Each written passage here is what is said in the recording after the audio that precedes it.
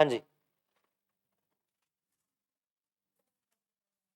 Chapter का number कौन सा है? Chapter number 7, rotational motion.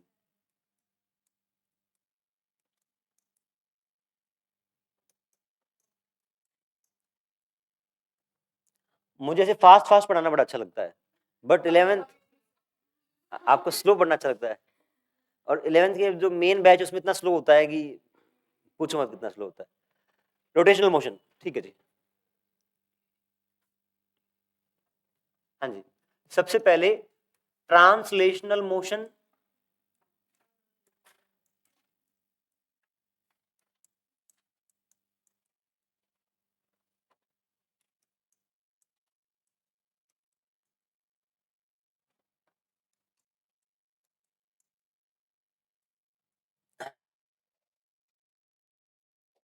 Translational motion का मतलब है, हाँ जी, कोई पार्टिकल, कोई बॉडी आपकी लीनियरली मूव कर रही है तो ट्रांसलेशनल मोशन है। और यहां पर आप बात कर सकते हैं,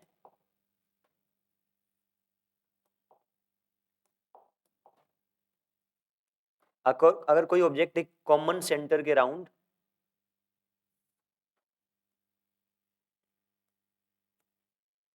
अगर रोटेट कर रहा है तो वो आपका रोटेशनल मोशन है।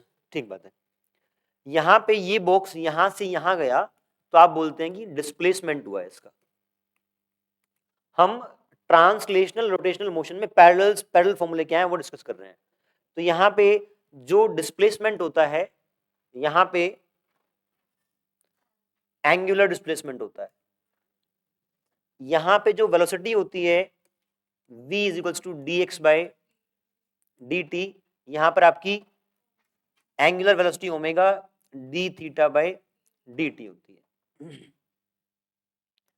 यहां पे acceleration dv by D T, और यहां पर angular acceleration D omega by D T. यहां पर आपका फॉर्मूला होता है, अगर मैं उससे पहले बात करूं फोर्स की, यहां अगर फोर्स है तो यहां आपकी क्या है?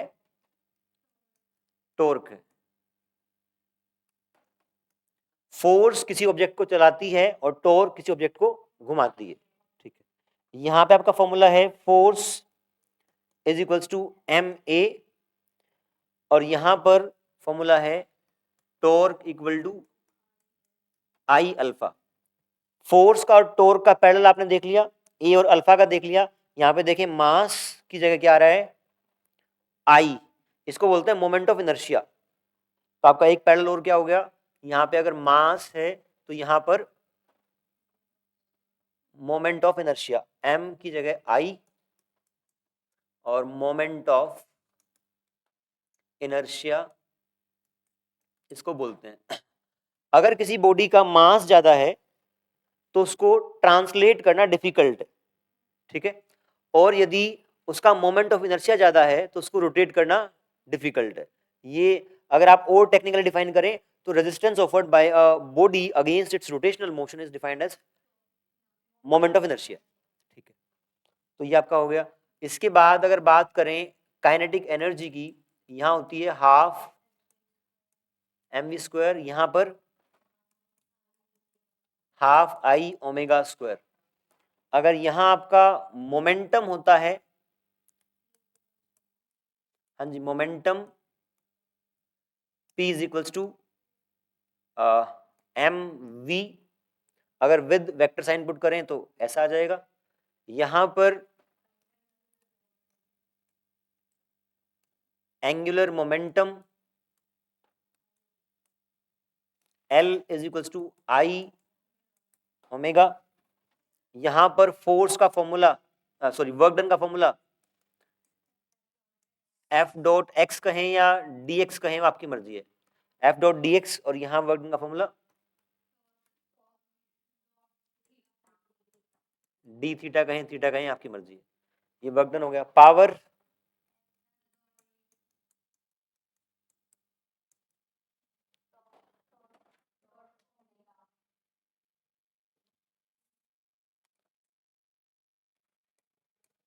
Power is equals to torque dot omega, ठीक है। इसके अलावा ट्रांसलेशनल मोशन में अगर एक्सेलरेशन कांस्टेंट है तो क्या तीन equation v equal to U plus A T, S equal to U T,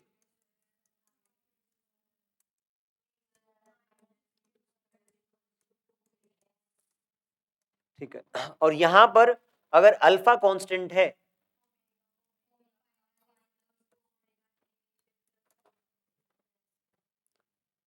omega F equal to omega I plus alpha T, theta equal to U T I T plus half alpha T square, और omega F square minus omega I square equal to 2 alpha. बहुत बढ़िया, ऐसे मेरा confidence भी बढ़ता है। तो यहाँ पे जो पहले तरह के सवाल आते हैं इस टॉपिक में, वो आते हैं काइनेमेटिक्स ऑफ रोटेशनल मोशन। ये सारे फॉर्मूले थे काइनेमेटिक्स ऑफ ट्रांसलेशनल मोशन में लगे आपके, और ये सारे फॉर्मूलों के ऊपर बेस्ड जो सवाल होंगे उसको आप बोलेंगे रोटेशनल काइनेमेटिक्स। काइनेमेटिक्स वर्ड का मीनिंग क्या होता है पता है किसी को?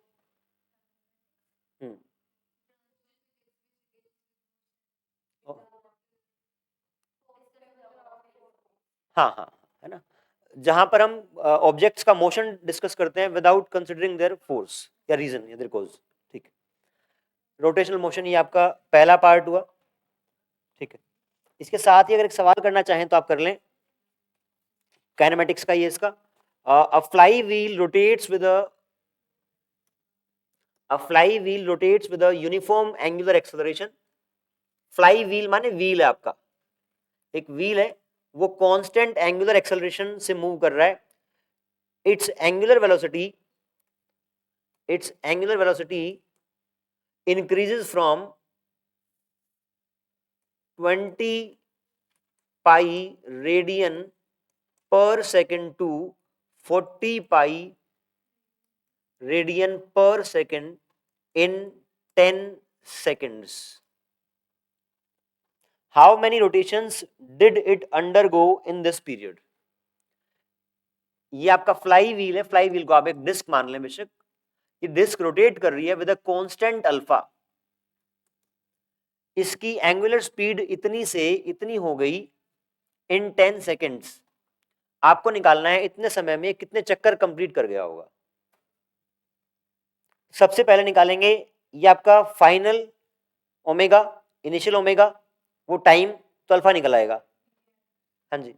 तो final is 40 pi, initial is 20 pi plus alpha, और टाइम कितना है 10, तो ये कितना हो गया 20 पाई, अल्फा 10 है, कट जाएगा, अल्फा इज 2 पाई रेडियन पर सेकेंड स्क्वायर। अल्फा आपके पास आ गया। अगर इसका अल्फा आ गया है तो आप क्या इसका एंगुलर डिस्प्लेसमेंट निकाल सकते हैं? कैसे? V F square minus omega F square minus omega I square equal to 2 alpha theta. ये दोनों पता है, अल्फा निकाल लिया है, थीटा आ जाएगा वहां से, ठीक है। पुट करेंगे, थीटा आ गया, और थीटा आने के बाद आपको पूछा नंबर ऑफ रोटेशंस कितने आएंगे। हाँ जी, कर लो इसको, ओमेगा एफ का स्क्वायर हो जाएगा 1600 pi square minus 400 pi square equal to 2, alpha की वैल्यू कितनी है 2 पाई और थीटा, ठीक है।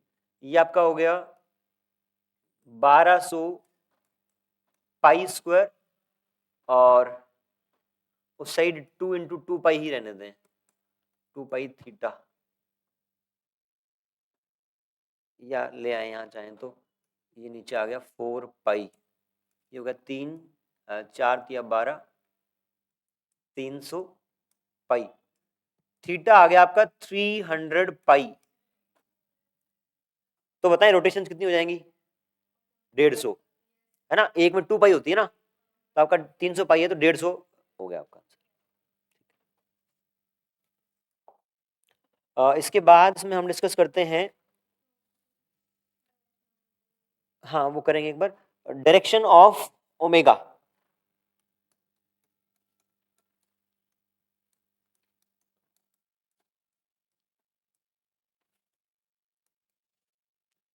देखें, अगर कोई ऑब्जेक्ट एक रोटेशनल मोशन कर रहा है तो ये बताएं क्या इसकी वेलोसिटी कांस्टेंट है क्या,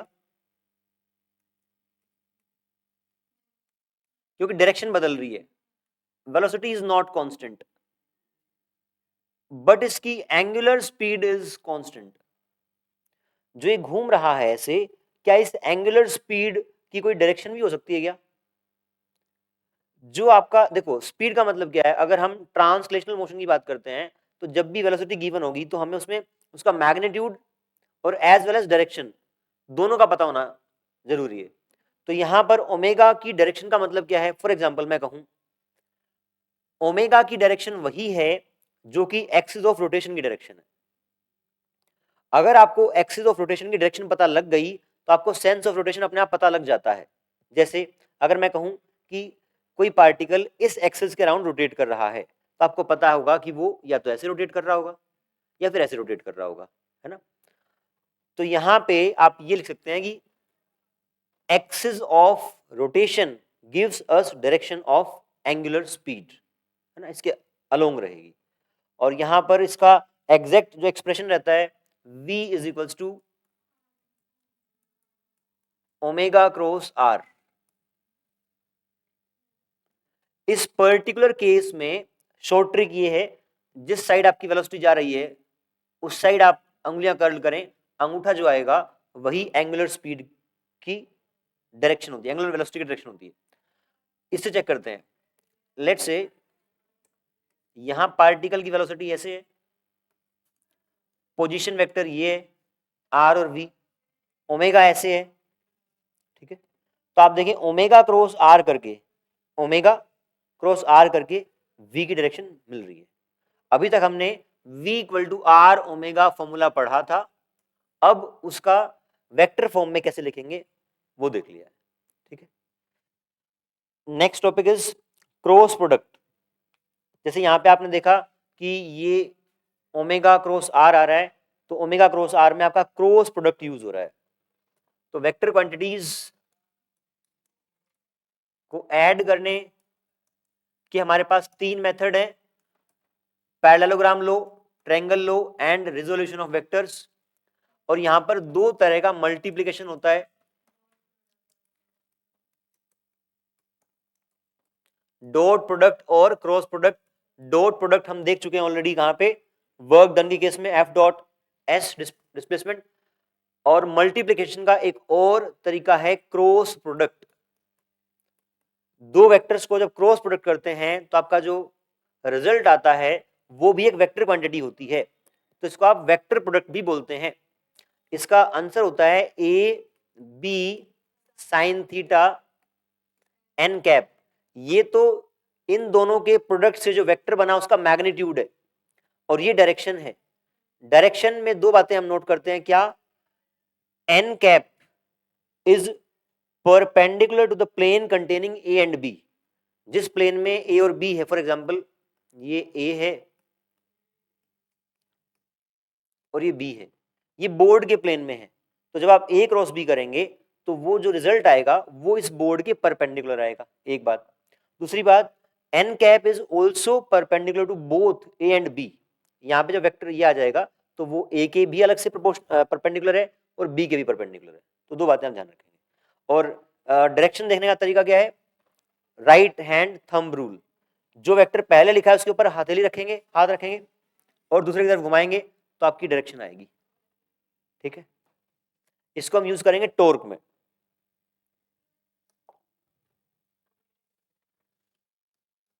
सबसे इंपॉर्टेंट टॉपिक इस चैप्टर का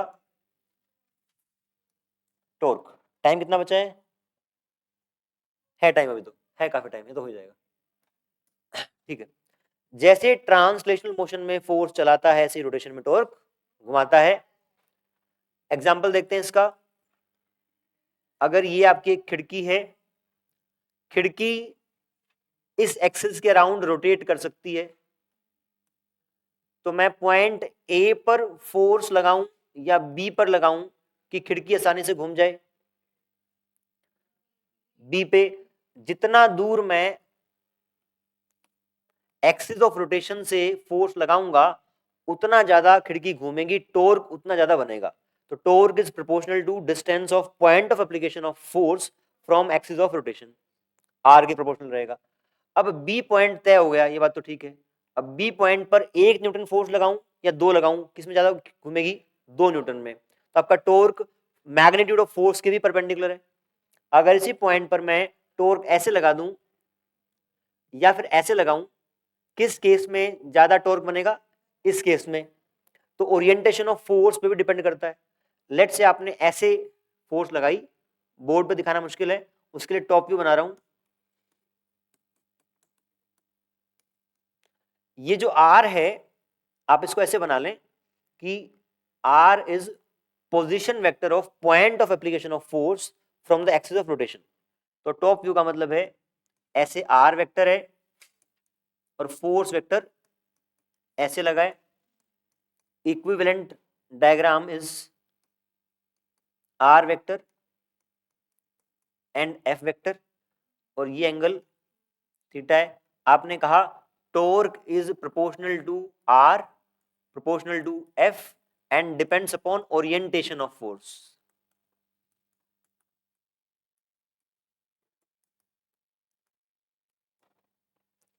अब देखें, इस फोर्स के मैं 2 कंपोनेंट कर लेता हूं, एक इस साइड और एक इस साइड, एफ साइन थीटा। अब वापस हम इसी व्यू में आ जाते हैं। जो ये ऐसे था फोर्स, इसका एक कंपोनेंट एफ कोस थीटा ये है और एफ साइन थीटा ऐसे है। अगर खिड़की इसी प्लेन में है, बोर्ड के प्लेन में, और उस पर आप ऐसे फोर्स लगाओगे तो क्या वो रोटेट करेगी? अगर खिड़की ऐसे है और आप ऐसे खींचेंगे तो क्या रोटेट करेगी? नहीं करेगी। तो दिस फोर्स इज यूजलेस, ये रोटेट नहीं करा सकता है, ये वाला ही काम में आएगा। अब इसके अंदर एफ साइन थीटा, फोर्स का magnitude as well as orientation भी आ गई है। तो आप सिंपली इन तीनों को कंबाइन करके बोलेंगे कि torque is proportional to R F sine theta बराबर है आर एफ साइन थीटा। इसी को आपने लिख लिया वेक्टर फॉर्म में आर क्रॉस एफ। इस पर्टिकुलर केस में देखें आप, आर वेक्टर ऐसे है, एफ वेक्टर ऐसे है। अगर मैं आर क्रॉस एफ लूं तो डायरेक्शन आएगी ये, खिड़की तो ऐसे घूम रही है ना, ऐसे, और टॉर्क की डायरेक्शन आई ऐसे। कोई सिग्निफिकेंस हुआ क्या? मतलब सेंस नहीं बनी ना एक तरीके से, कि खिड़की तो घूम रही है ऐसे, ऐसे घूम रही है और टॉर्क आया ऊपर। तो टॉर्क हमेशा क्या देता है? Direction of axis of rotation, है ना। टॉर्क जो है वो आपको direction of axis of rotation देता है। इसका मतलब आर क्रॉस एफ करके ये एक्सिस की डायरेक्शन आपको देता है, ठीक है। और curl of fingers around the direction of torque gives you actual sense of motion, ठीक है। कर्ल ऑफ फिंगर्स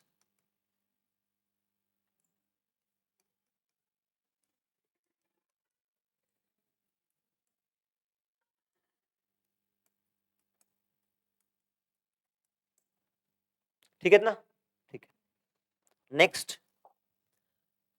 टॉर्क लिखने के 5 पॉइंट होते हैं। How to write torque?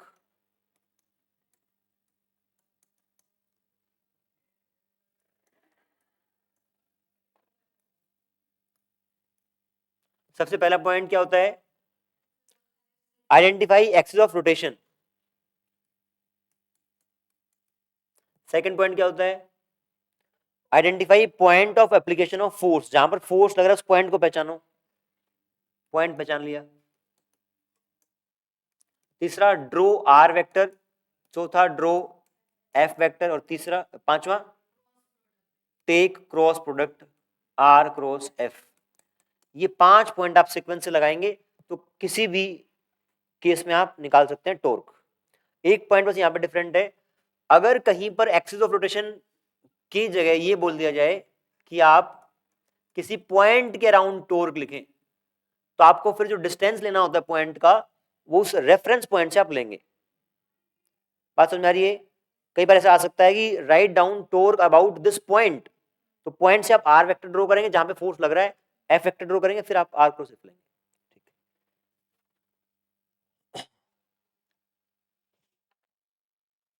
इसका एक सवाल कर लेते हैं, कुछ सवाल इसके थ्योरी के साथ ही ठीक रहेंगे।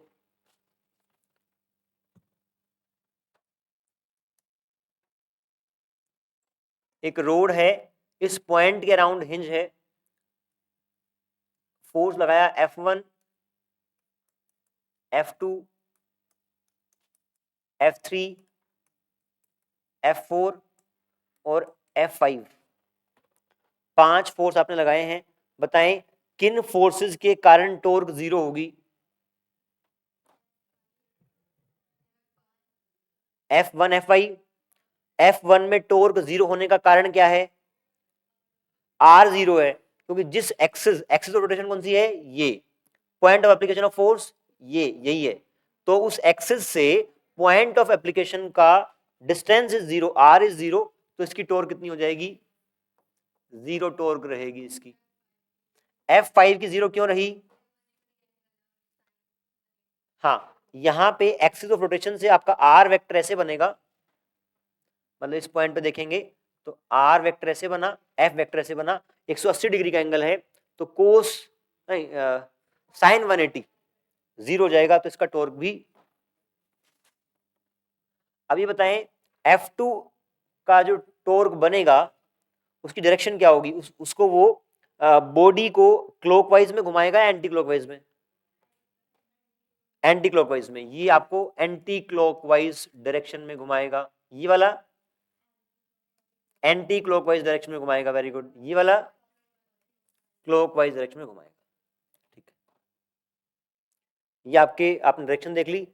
इसके अलावा अगर मैं बोल दूं कि तीनों फोर्सेस का मैग्नीट्यूड बराबर है, तो किस फोर्स का टॉर्क ज्यादा बनेगा? F4 का, डिस्टेंस ज्यादा है। ठीक है, गुड। एक और सवाल देख लें।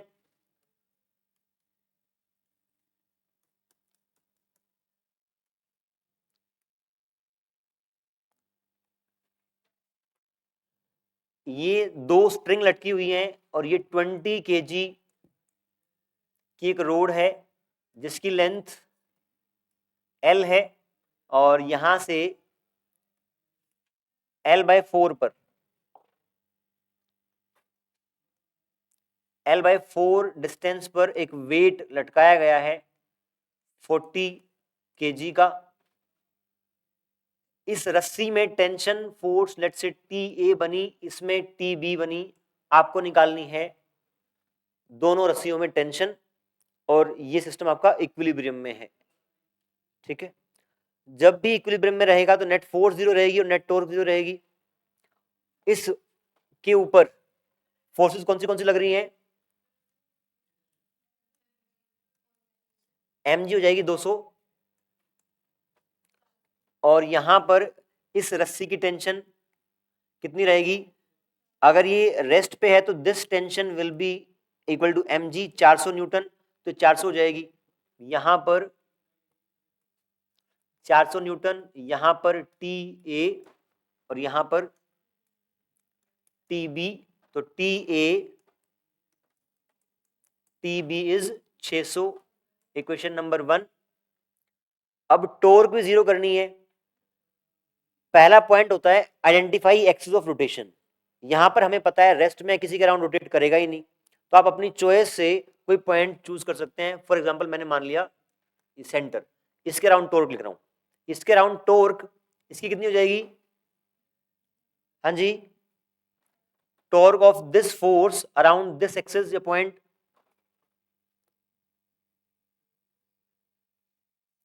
पांच स्टेप फॉलो करो। आइडेंटिफाई, ये पॉइंट आपने माना है जिसके अराउंड टॉर्क लिखेंगे। दूसरा, point of application of force इसी के ऊपर ही है, तो R0 हो गया। जिस पॉइंट या एक्सिस के अराउंड टॉर्क लिख रहे हो, अगर फोर्स उसी के थ्रू गुजर जाए तो टॉर्क 0 होगी। तो इसका टॉर्क कितना हो गया? Torque is 0। इसका टॉर्क बताओ कितना होगा इस पॉइंट के अराउंड? पॉइंट ढूंढ लिया, जहां पे फोर्स लग रही है वो पॉइंट ढूंढ लिया, आर वेक्टर ड्रॉ कर लिया, एफ वेक्टर ड्रॉ कर लिया, क्रॉस प्रोडक्ट ले लिया, दोनों के बीच में एंगल कितना हो गया? 90 डिग्री। आर आर की वैल्यू कितनी हो जाएगी? L/2, अगर पूरी L है तो ये L/2 हो गई। तो टॉर्क लिखेंगे जब इसका, torque of this force, torque इसको टी टॉर्क बी बोल दें, तो torque B is TB L/2 R F into sine 90, that is 1, तो TB L/2। और ये जो टॉर्क आएगी ये इसको इस पॉइंट के अराउंड एंटी क्लॉकवाइज घुमाएगी, एंटी क्लॉकवाइज मोशन प्रोवाइड करेगी। अब इस फोर्स का चेक कर लें, इसका जो टॉर्क बनेगा, टॉर्क उसको टॉ ही बोल रहा हूं, दिस टाउ विल बी, ये रेफरेंस पॉइंट है, ये अप्लाई कर हो रहा है जहां फोर्स, आर ड्रॉ किया, एफ ड्रॉ किया, 90 डिग्री पे है, तो simply force into this R is L/4, तो 400 इंटू L/4, 100L, ये आपका टॉर्क आ गया। और ये भी एंटी क्लॉकवाइज में घुमाएगा। इसका देख लेते हैं, point, reference point, application of force,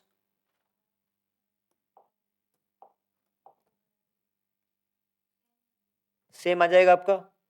तो this torque tau A is L/2 into T A, और ये वाली टॉर्क देखें इस पॉइंट के अराउंड उसको क्लॉकवाइज में घुमाएगी।